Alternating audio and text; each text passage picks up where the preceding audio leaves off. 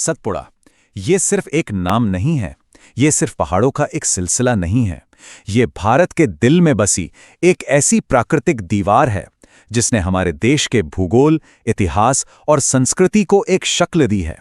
और अगर सिविल सेवा परीक्षाओं की तैयारी कर रहे हैं तो यकीन मानिए इसकी कहानी आपके लिए समझना बेहद जरूरी है। तो आइए आज इसी विशाल श्रृंखला के हर पहलू को परत दर परत खोलते हैं। जरा सोचिए, प्रकृति ने खुद एक विशाल दीवार खड़ी कर दी हो। सतपुड़ा बस यही है। ये सिर्फ पहाड़ों का एक ढेर नहीं है, बल्कि एक बहुत ही महत्वपूर्ण भौगोलिक विभाजक है। एक ऐसी दीवार जो भारत की दो बड़ी और महान नदियों नर्मदा और ताप्ती के रास्ते को तय करती है। तो आज हमारे इस सफर का रास्ता क्या होगा? सबसे पहले हम समझेंगे कि इसे प्राकृतिक दीवार कहते क्यों हैं। फिर हम ये जानेंगे कि करोड़ों साल पहले ये बनी कैसे। उसके बाद हम पश्चिम से लेकर पूर्व तक इसके अलग अलग हिस्सों की यात्रा करेंगे, इसकी नदियों और जलवायु को समझेंगे, इसके घने जंगलों की दुनिया में झांकेंगे और हाँ, सबसे आखिर में परीक्षा में आने वाले हर जरूरी फैक्ट को दिमाग में बिठा लेंगे। तो चलिए सबसे पहले इसी सवाल का जवाब ढूंढते हैं कि आखिर ऐसी क्या बात है जो सतपुड़ा को एक प्राकृतिक दीवार का दर्जा देती है। इसका पूरा राज छिपा है इसकी लोकेशन में, इसकी भौगोलिक स्थिति में, जो इसे भारत का एक बेहद महत्वपूर्ण जल विभाजक यानी वाटरशेड बनाती है। जरा मन में भारत का नक्शा लाइए। ठीक बीचों बीच सतपुड़ा एक लंबी लकीर की तरह फैला हुआ है। इसके ठीक उत्तर में बह रही है नर्मदा नदी एक गहरी घाटी में, और इसके ठीक दक्षिण में बह रही है ताप्ती नदी। ऐसा लगता है मानो सतपुड़ा इन दोनों महान नदियों के बीच सैंडविच बना हुआ हो। गुजरात से शुरू होकर ये महाराष्ट्र, मध्य प्रदेश से होते हुए छत्तीसगढ़ तक करीब करीब 900 किलोमीटर तक फैला हुआ है। हर पर्वत की अपनी एक कहानी होती है ना? और सतपुड़ा की कहानी तो पृथ्वी के अंदर की जबरदस्त ताकतों से जुड़ी है। तो चलिए जरा टाइम में पीछे चलते हैं और जानते हैं कि इस विशाल पर्वत का जन्म कैसे हुआ। देखिए, सतपुड़ा का जो बेसिक कैरेक्टर है वो है एक ब्लॉक माउंटेन का। अब ये क्या होता है? सीधे साधे शब्दों में कहें तो जब जमीन का एक बहुत बड़ा टुकड़ा यानी एक ब्लॉक दरारों के सहारे ऊपर उठ जाता है तो उसे ब्लॉक माउंटेन कहते हैं। अच्छा, अब ये प्रोसेस हुआ कैसे, इसे स्टेप बाय स्टेप समझते हैं। सबसे पहले जमीन के अंदर खिंचाव पैदा हुआ। इस खिंचाव से सतह पर बड़ी बड़ी दरारें पड़ गईं। फिर बीच वाला हिस्सा वो नीचे धंस गया और बन गई नर्मदा जैसी एक गहरी भ्रंश घाटी यानी रिफ्ट वैली। और जो किनारे के दो हिस्से थे वो ऊपर उठ गए और बन गए विंध्य और सतपुड़ा जैसे ब्लॉक पर्वत। है ना कमाल की बात? और ये कोई अकेली घटना नहीं है, पूरी दुनिया में ऐसा होता है। भारत में जैसे सतपुड़ा और विंध्य हैं, ठीक वैसे ही जर्मनी में ब्लैक फॉरेस्ट है या अमेरिका में सियरा नेवादा। ये सारे के सारे ब्लॉक माउंटेन के ही उदाहरण हैं। सतपुड़ा की चट्टानें तो मानो इसकी पूरी आत्मकथा लिखती हैं। सबसे नीचे बहुत पुरानी चट्टानें हैं। फिर करोड़ों साल पहले दक्कन में ज्वालामुखी फटे और उनका लावा इन परतों के ऊपर फैल गया। समय के साथ यही लावा टूट टूट कर उपजाऊ काली मिट्टी बन गया। और हाँ, इन्हीं परतों के बीच दबी हैं गोंडवाना क्रम की चट्टानें, जिन्होंने हमें दिया है कोयले का विशाल भंडार। तो देखा कैसे भूविज्ञान सीधा सीधा हमारे संसाधनों से जुड़ा है। तो चलिए अब एक मेंटल जर्नी पर निकलते हैं। हम सतपुड़ा पर पश्चिम से शुरू करके पूर्व की ओर बढ़ेंगे। एक बात याद रखिएगा, परीक्षाओं में ये क्रम अक्सर पूछा जाता है, इसलिए सफर पर थोड़ा ज्यादा ध्यान देना है। इस पूरे 900 किलोमीटर के सफर को आसानी से समझने के लिए हम इसे 3 बड़े हिस्सों में बांट लेते हैं। सबसे पश्चिम में है राजपीपला की पहाड़ियां, बीच में आती हैं महादेव की पहाड़ियां और सबसे पूर्व में है मैकाल रेंज। तो चलिए शुरुआत करते हैं पश्चिम से। हमारा सफर शुरू होता है पश्चिमी सतपुड़ा यानी राजपीपला हिल से।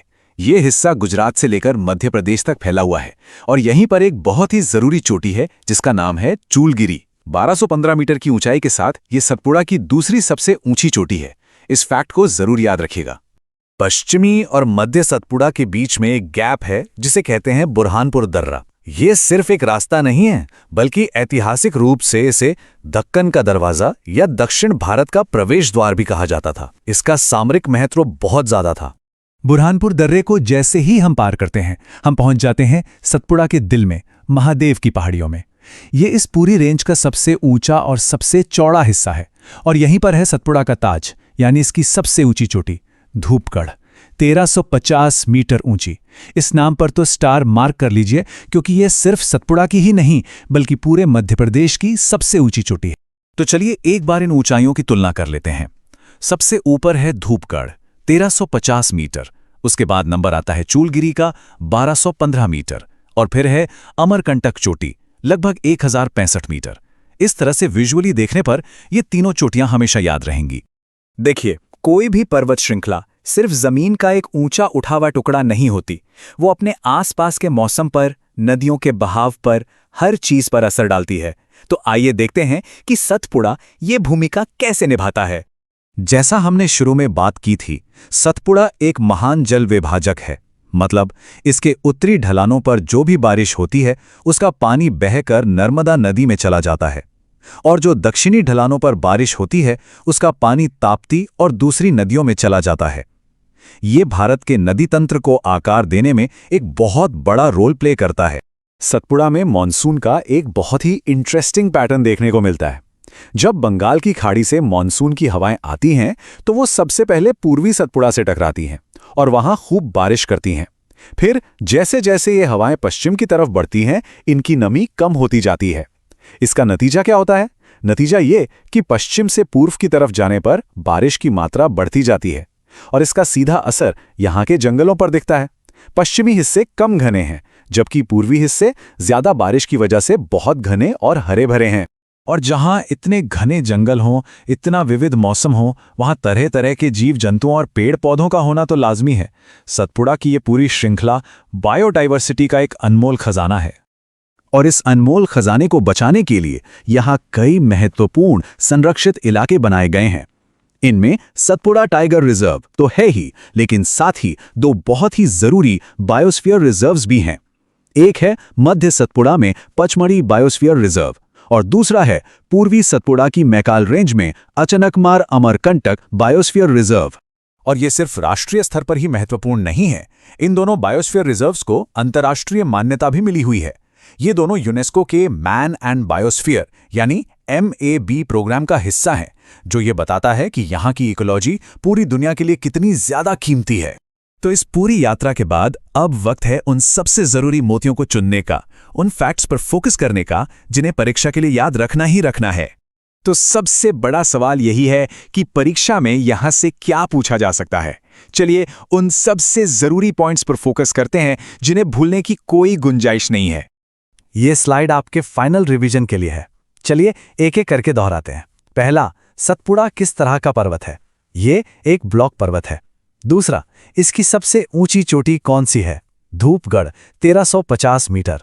तीसरा, इसकी उत्तरी और दक्षिणी सीमा कौन सी नदियां बनाती हैं? उत्तर में नर्मदा, दक्षिण में ताप्ती।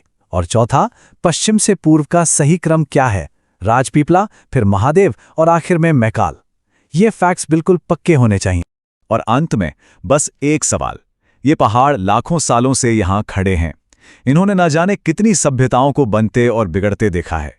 आज जब हम विकास की दौड़ में भाग रहे हैं, तो क्या सतपुड़ा जैसे ये प्राचीन इकोसिस्टम हमें ये नहीं सिखाते कि विकास और संरक्षण के बीच एक सही संतुलन बनाना कितना जरूरी है?